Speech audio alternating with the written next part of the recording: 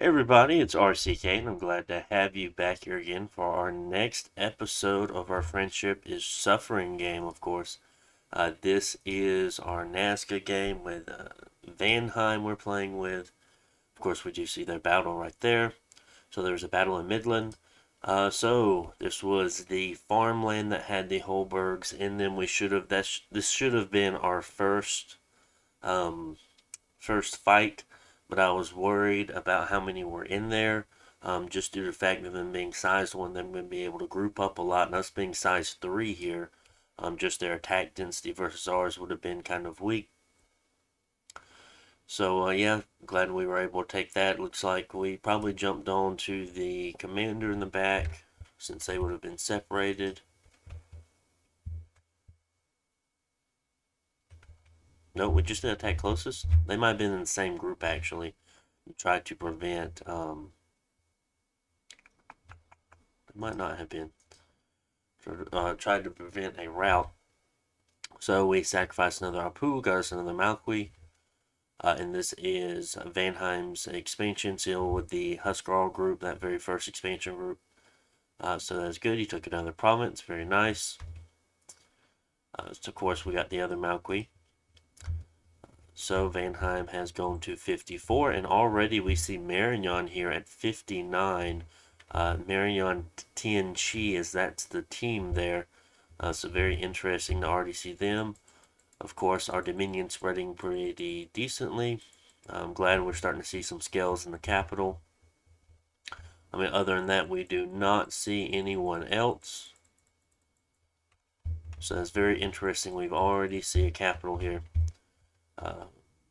And we're already right outside their cap circle. And when we see that they don't have, haven't taken a large portion of it, kind of surprised they haven't fought for these two forests yet. Maybe they initially went there. I don't know why they would have went for this. I mean, I guess the Highlands be okay, but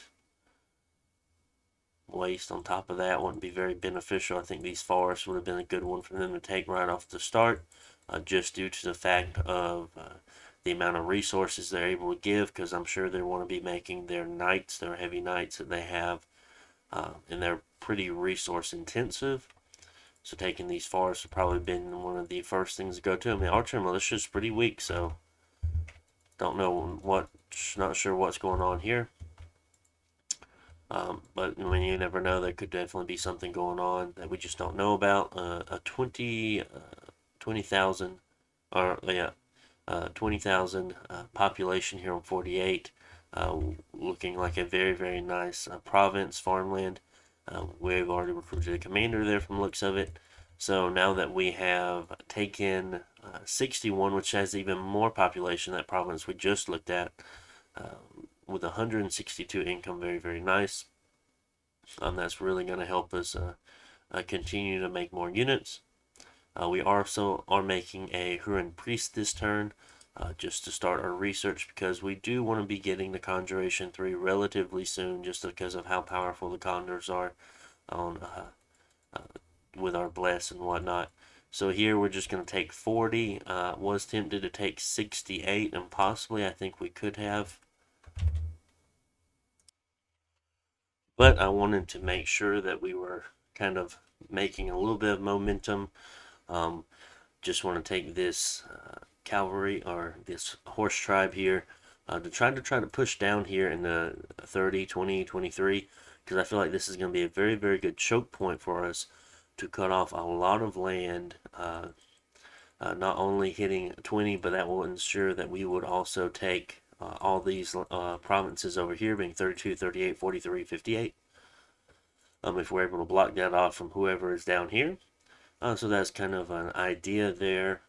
Other than that, I definitely won't be taking 56 for a while. 41 is going to be kind of tough. We did see what was there.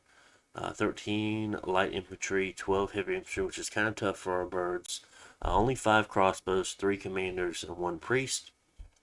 So that probably won't be too far away. That's not actually that bad.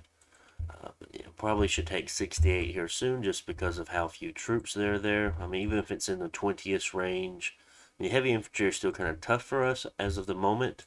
but we should be able to take that soon enough. Making more Runa Spearmen and a few Hatan Runa, the slave version anyway. Just trying to max out the total amount of resources and units that we can get at a time, because sure make we can make two more Runa Spearmen, or we can make five of the Hatan Runa, the slave Runa, and as long as we're mixing them together, they won't route as quickly. So just trying to get some more HP. Capturing slaves here. We did catch 23 last turn. So they're going to be patrolling this turn to get rid of that unrest. I know it's not the best thing you can do to be capturing slaves in your capital, but we do need the chaff really, really fast.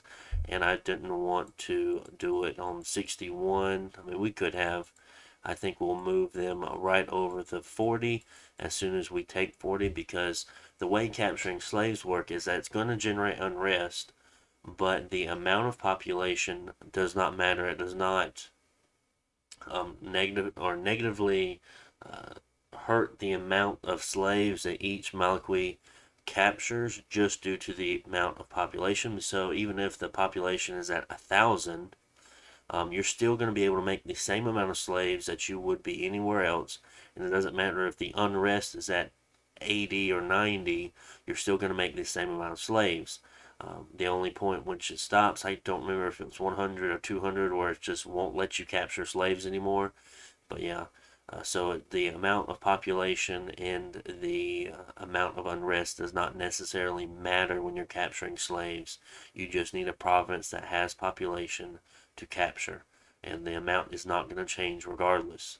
So that is why we're also taking 40 to go ahead and set up the Malqui over in 40 and get them creating as many slaves as we can in turn, in order to kind of Zerg us almost, are the Indies around us, because of how weak the slaves are. Sure, they're not going to be doing a lot, but they will be enough to kill some militia.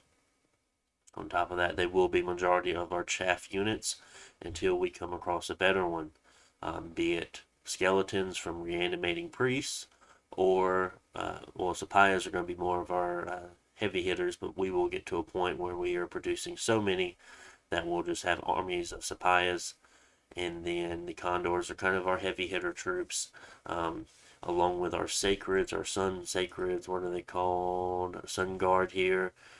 They're kind of our, we don't have a magic weapon. This is why we choose to create the Sun Guard versus the Condor Warriors, because the Sun Guard do fill the slot of needing a magic weapon just in case, be it versus troops that have ethereal, elementals, I don't know anything along those lines. On top of that, the Sun Mace actually has more abilities than just what you see here. When you click on it, you'll see that it has ×3 damage versus undead and demons. That's a pretty good one right there. Undead, not so much. Well, you will come across maybe some chassis that are undead chassis that may come in handy for, but demons is a pretty big one as well. So yeah, that's a very, very strong weapon versus either of them. So that is all for turn 4. So we'll go and check out turn 5. Apparently wound, okay. We did that. Yeah, I already showed you research. Alright, just making sure. So we'll end the turn and we'll head over to turn 5.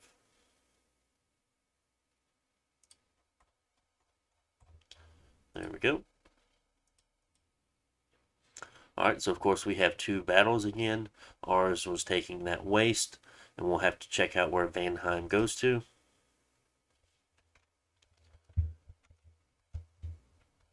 Not many at all, so that should be a pretty quick one. Not really shooting at our human warriors here. Kind of wish they put more shots into them, but it's okay. We are able to take them out, and they are routing. Probably took a few losses. No, actually, we didn't take any losses there. Interesting. And then we have Vanheim. Of course, they did very, very well again. taking a nice wolf tribe province there.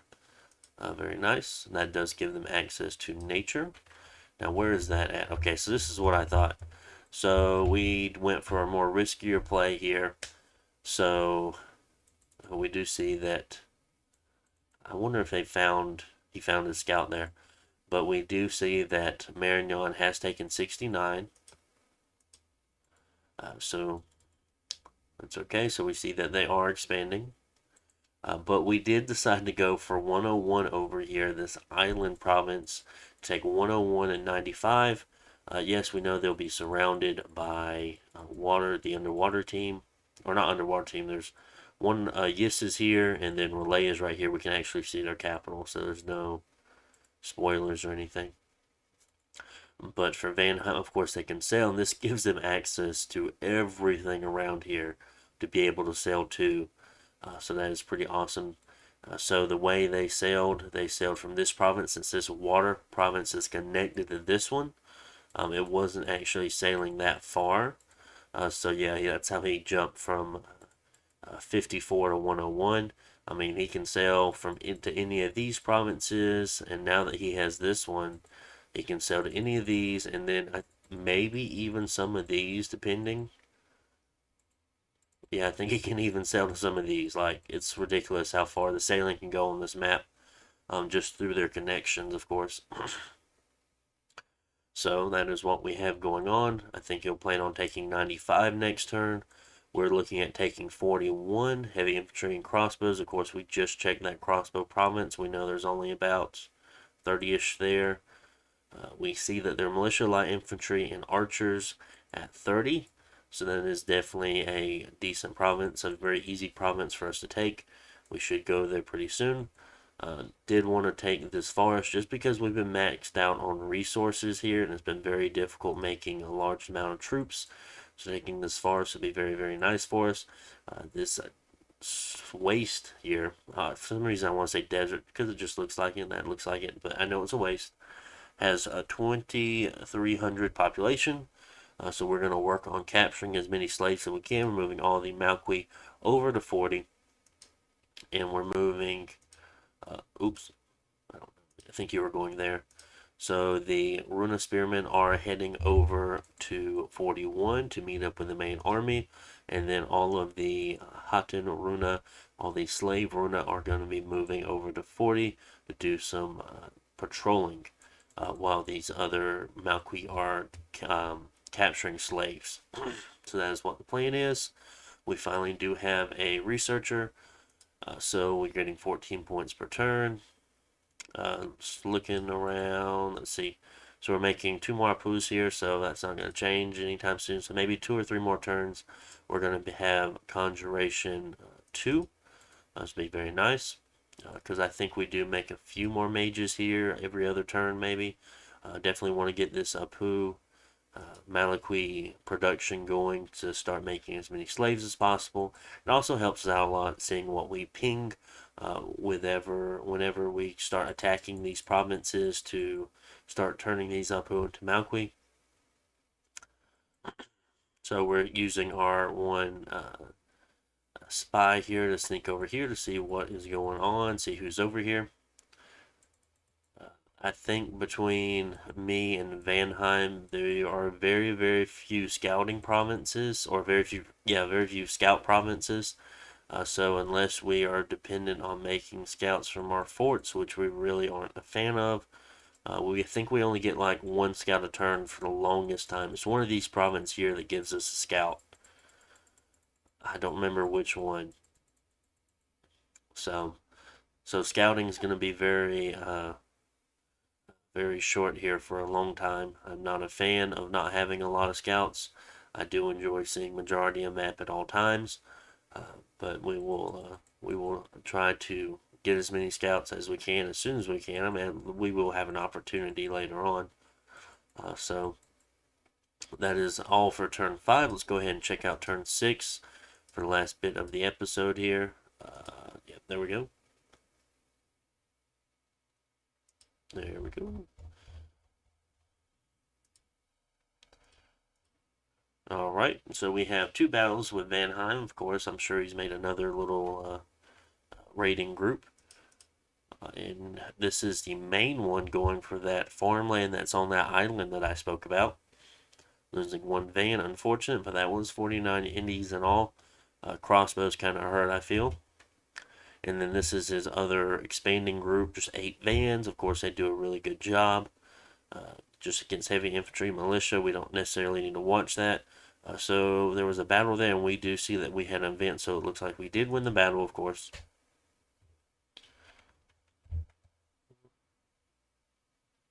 Wonder if I brought more slaves than I intended to. No, this was the initial army, I suppose.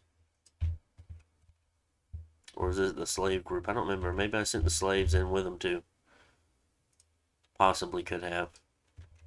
Yeah, it looks like I did send the slaves in because they weren't capturing already.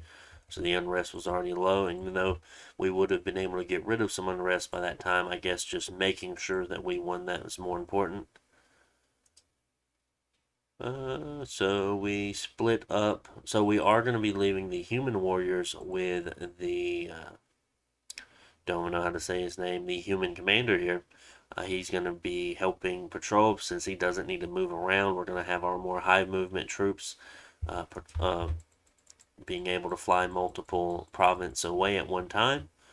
So we have one Apu that is going to be pinging the Bakemono shows, and the other will be pinging this Amazon province. Of course, we do want to take that since we don't really have access to water or nature, and that's going to give us both. Well, no, we do have access to nature.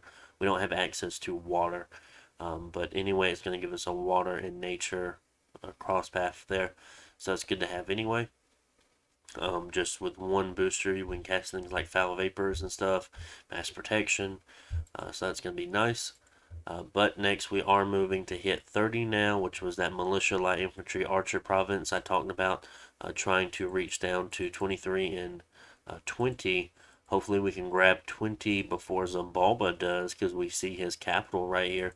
We see that he hasn't taken 13 yet, so there's a good chance that he won't be, unless he takes 13 this turn, there's a chance that he won't be at 20 by the time we get there.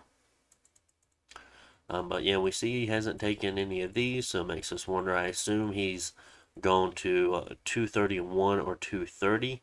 Probably wants to get into that lake there since this is MA Zabalba with the frogs. They are able to go underwater, so that's an additional 4 provinces that he can get there, which isn't too bad. Of course, Yis is over here, and yes, they could possibly kind of go through these two, but I doubt it. I mean, they're going to be looking at having a war very soon. They do have 18 already, or they should have 18. And we see neither Relay or Yes in 83 or 105, so it's interesting to see. I mean, it is turn 6 at this point. That is part of his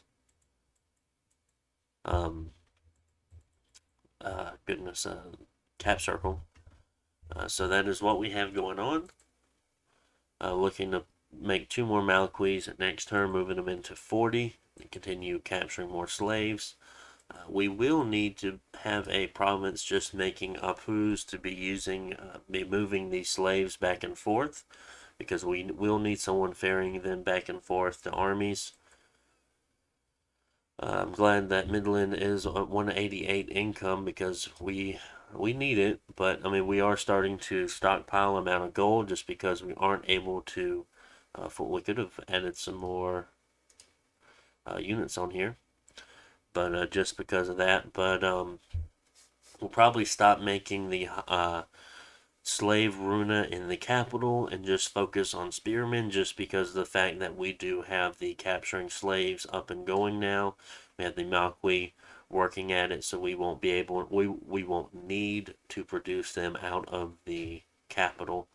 We'll be able to use those resource points for something else. We're making another Huron Priest this turn. Looking to go up to 28 research next turn. That should give us, what am I looking at? Oh no, I think I was looking at this one when I said we had 50 or 5 turns. So, I mean, 14, then we'll go to 28, looking at for a couple more turns until Conjuration 2. So that is what we have going on here. That was turn 6, guys. Hope you enjoyed the episode. We do see some long dead horsemen there at 31. That's interesting. Some interesting stuff. Of course, this is a Highlands here. I do believe that we do get to recruit our pretenders. Let's see. We get to recruit our mages that are the the Earth Mother and Mountain Spirits. So let's see. Yes. Oops, sorry. Kind of a little congested. Can we recruit it in all highlands and mountains? Can we recruit it in all highlands and mountains? Nature 1, Earth 1, Heretic, Disease Healer. That one's a very nice part to have. That's going to help all of our old mages not die. And then the other one, Air 1, Nature 1, Heretic, Disease Healer, Bringer of Fortune. So this is going to be giving us access to Earth and Nature, while this one's just Air and Nature. So more than likely I'll be making more Earth Mothers than the Mountain. I will be spreading these guys around. I'll probably try to put one in every fort just because of the Disease Healer. On top of that, they can make the lion pelt, the helmet, whatever it's called. So that's a pretty nice item that that Vanheim is going to want. So that's going to be a very nice little mage that we're going to be able to make with it. The Heretic isn't that big of a deal. And that is what we have going on. Hope you guys enjoyed. Make sure to like, comment, subscribe, and I'll see you on the next one. Bye.